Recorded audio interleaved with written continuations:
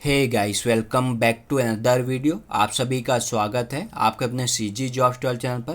तो चलिए वैकेंसी के बारे में बात करते हैं। ये वैकेंसी कार्यालय जिला पंचायत बलौदाबाजार भाटापारा छत्तीसगढ़ प्रधानमंत्री आवास योजना ग्रामीण के अंतर्गत विभिन्न पदों के लिए भर्ती लियाना है। इसमें छत्तीसगढ़ के कोई भी जिले के कोई भी कैंडिडेट अप्लाई कर सकते हैं। कैसे कहाँ अप्लाई करना है वीडियो को एंड तक देखिए, आपको पूरे डिटेल मिलने वाला है। अगर आपको पसंद आता है प्लीज़ एक लाइक कीजिएगा और जिस भी कैंडिडेट को ज़रूरत होगी तो वीडियो को जरूर शेयर कीजिएगा। अगर आपको इस वैकेंसी से रिलेटेड और भी कोई डाउट है, फ़ोन नंबर दिया गया इस पर आप कांटेक्ट कर सकते हैं ऑफिस टाइम में। तो चलिए डिटेल देखते हैं।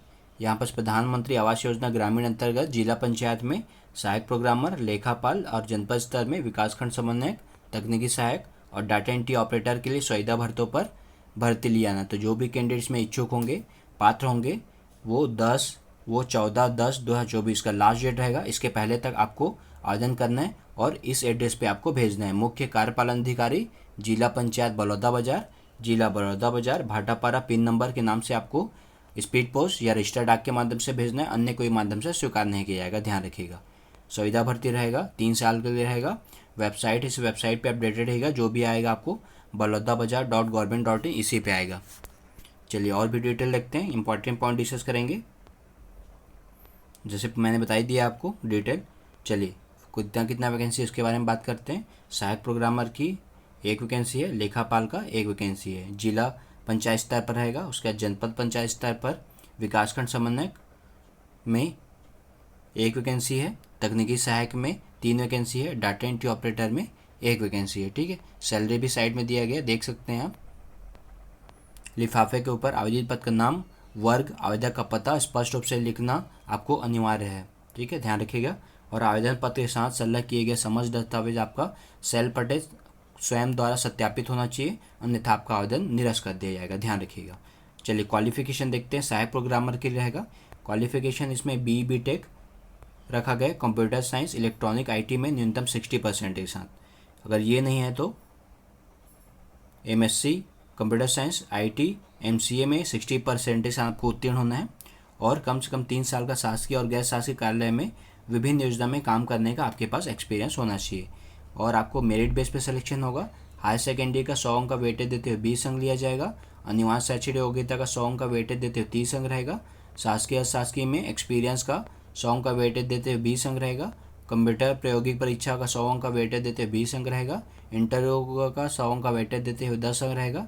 इसी के बेस पे आपका मेरिट बनेगा, इसी बेस पे आपका सिलेक्शन होगा। ठीक है, कार्य अनुभव को पहले प्राथमिकता दिया जाएगा।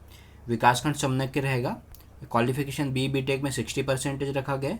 अगर ये नहीं है तो स्नातकोत्तर की उपाधि रखा गया 60% के साथ, और 2 साल का शासकीय और गैर शासकीय कार्यालय में विभिन्न योजना में काम करने का आपके पास एक्सपीरियंस होना चाहिए।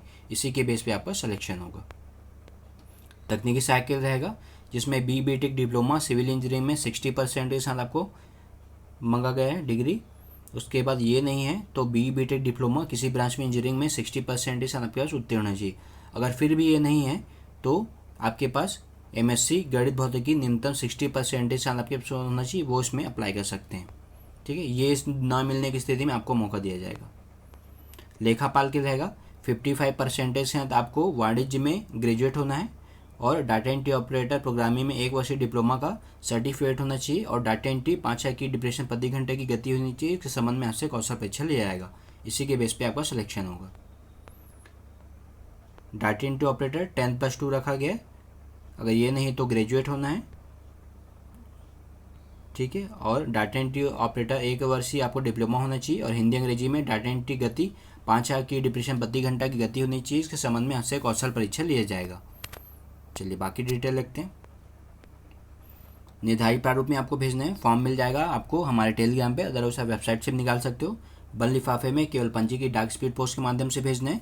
इसी एड्रेस पे भेजना है। 14/10/2024 के पहले तक आपको, अन्य कोई माध्यम नहीं है। 21-35 वर्ष रखा गया है। 1 सितंबर 2024 की स्थिति में अगर आप कैटेगरी में आते हैं आपको एज लिमिट में छूट मिलेगा।